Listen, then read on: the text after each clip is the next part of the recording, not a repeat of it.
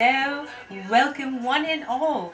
This is your girl, the Black Cat X1, and I want to say hello. And it's Saturday night, so you know what that means. Episode 9 of San Francisco's premier horror show, Night Fog. Hashtag Night Fog. So, we're going to get right into it because Mother came out this week, and I can't wait to tell you about it.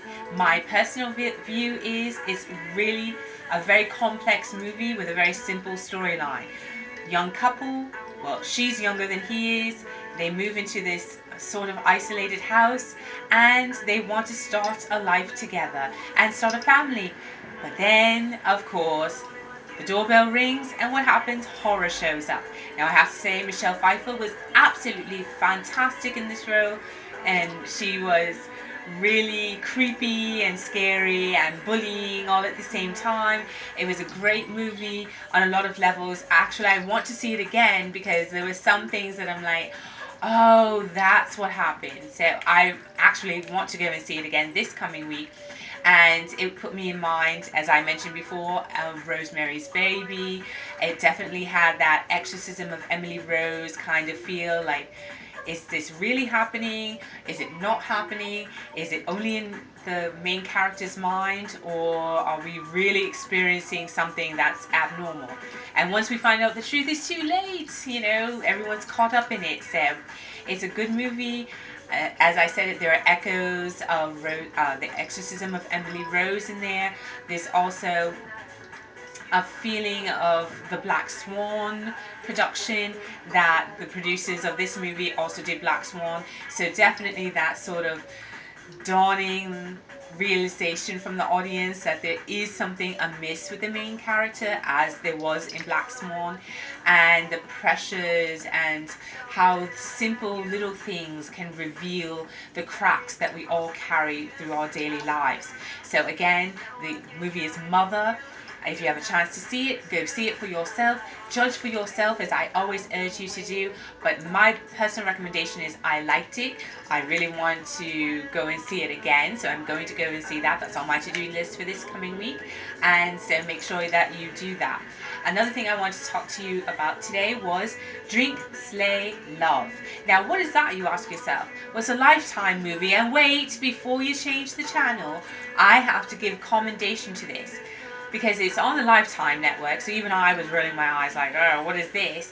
But with the co-executive producer Bella Thorne, they've decided to produce a teen comedy in which a 16-year-old vampire decides that she's going to go to high school. Her family decides for her that she's going to go to high school and recruit dinner. And the reason she's able to go to high school is because she's able to withstand sunlight. And actually, it ends up being, sort of making fun of Twilight and that series of vampire angst moments. And also, it has a little bit of the Rachels in it and all those sorts of movies where you see the rivalry and the tension, Mean Girls and that sort of genre. But it's also got the horror bit where she actually is a vampire and she's trying to decide. And she has throwaway lines like, I should have killed you yesterday and all that sort of thing. So I think you owe to yourself, if you have nothing better to do, you're pre-gaming before you're going out, or you have a sick day, or just some time on your hands, definitely catch Drink, Slay, Love. And I also want to give a big shout out for the fact that they put a lot of Latina actresses in the prominent roles. For example, Sierra Ramirez is the lead vampire, so it's really a well-rounded, diverse production. So that's really good, and I urge you to check it out. It may not be the top of the genre, but for me, horror is horror. I'm obliged to look at it for even 5 or 10 minutes. So you can do the same, and again, judge for yourself. Try it, you might like it. Now, another thing I wanted to mention was, oh yes, so I'm so excited. We had another spectacular episode of American Horror Story Cult. Really fantastic. It's starting to develop now. Ali and her nightmare world. Is it real? Is it fantasy? What's going on? And then you're starting to get confused because even I was watching the past Tuesday's episode with a group of people and they were like, did that really happen? Is the guy really hanging there? And that's the whole point, ladies and gentlemen. Is it real?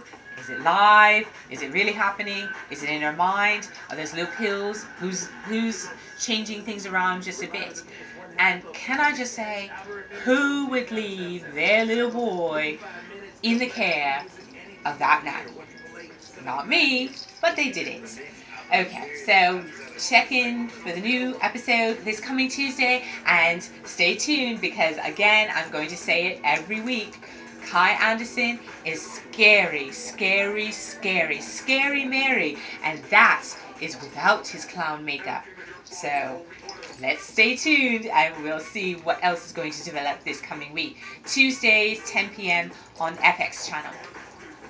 I also want to quickly mention that this coming the 20th of September is going to be Channel Zero No End House. So that looks really fantastic from the trailers and the advertisements. So stay tuned for that. And also on the 22nd of September, we're going to have friend request. So friend request, that looks good. Really excited. Looking forward to that.